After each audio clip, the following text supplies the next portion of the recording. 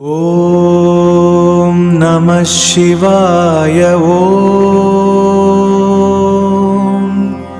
ஓம் நம சிவாய.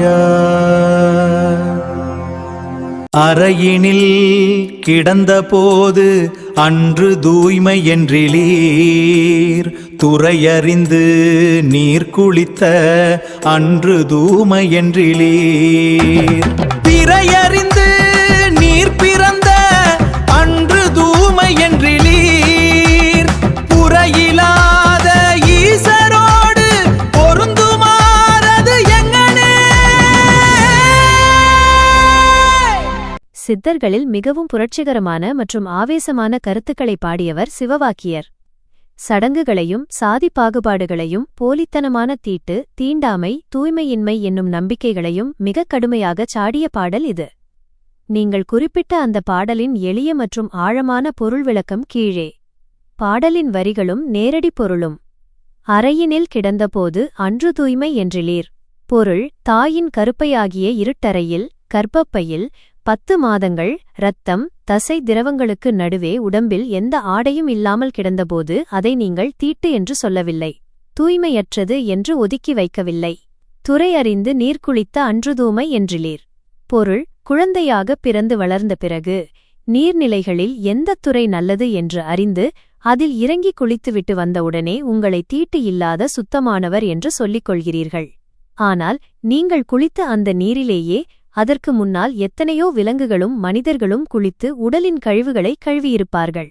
அப்படியிருக்க குளித்த உடனே நீங்கள் மட்டும் எப்படி தூய்மையானவராகிவிடுவீர்கள்?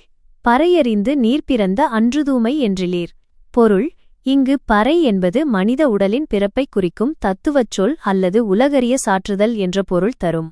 உலகறிய நீங்கள் தாயின் பிறப்புறுப்பு வழியாக இரத்தமும் சதையுமாக இந்த மண்ணில் வந்து விழுந்த அந்த பிறப்பு கணத்தில் இது தீட்டு, இந்த உடலைத் தொடக்கூடாது என்று யாரும் உங்களை ஒதுக்கவில்லை. புறையிலாத ஈசரோடு பொருந்துமாறது எங்கனே. பொருள்: பிறப்பு, கருப்பை, நீர் என எல்லாமே உடலின் இயற்கையான தன்மைகள்தான்.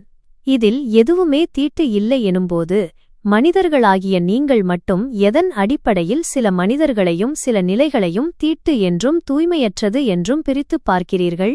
இப்படி உள்ளத்தில் போலித்தனமான பாகுபாடுகளையும் குற்றங்களையும் புரை குற்றம் அழுக்கு வைத்துக்கொண்டு எந்த குற்றமும் இல்லாத முற்றிலும் தூய்மையான அந்த ஈசனோடு, இறைவனோடு நீங்கள் எப்படி ஒன்றிணைய முடியும்?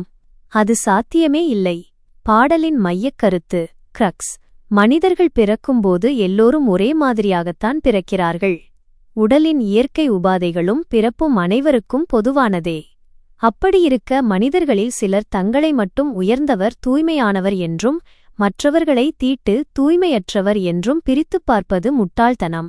மனதில் சாதி, மத, தீட்டு என்னும் அழுக்குகளை வைத்துக்கொண்டு கடவுளைத் தேடுவதால் எந்த பயனும் இல்லை. மன தூய்மையே இறைவனை அடையும் வழி என்பதை சிவவாக்கியர் தன் வழக்கமான ஆக்ரோஷமான பாணியில் இதில் கேள்வி எழுப்பியுள்ளார். அறையினில் கிடந்தபோது அன்று தூய்மை என்றிலீர், துறையறிந்து நீர் குளித்த அன்று தூய்மை என்றிலீர். பிறையறிந்து